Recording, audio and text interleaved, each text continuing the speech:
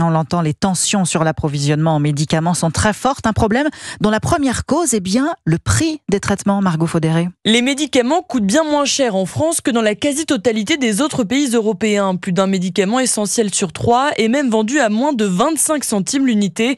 Forcément, ces tarifs ne sont pas assez attractifs pour que les fabricants choisissent la France, reconnaît le docteur Yves Juillet, membre de l'Académie de médecine. La pénurie de médicaments en France pour les produits anciens, c'est-à-dire les produits qui sont hors brevet, qui sont génériqués, est plus importante que dans d'autres pays européens. Les prix n'ont pas été revalorisés depuis des années et même sont régulièrement baissés. Alors pour attirer les fabricants, certains pays font monter les enchères. Fin 2022, l'Allemagne a par exemple augmenté les prix de plusieurs médicaments pour enfants.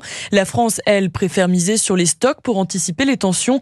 Mais ces solutions de court terme ne suffiront pas, prévient Nathalie Coutinet, enseignante-chercheuse à l'Université Paris-Nord. Ce qu'il faut aujourd'hui, c'est vraiment régler cette question des pénuries et ça ne passera que par la relocalisation de la production d'un certain nombre de molécules sur le territoire européen. Pour le moment, 60 à 80% des principes actifs sont fabriqués en dehors de l'Europe. Margot Faudéré du service économie d'Europe.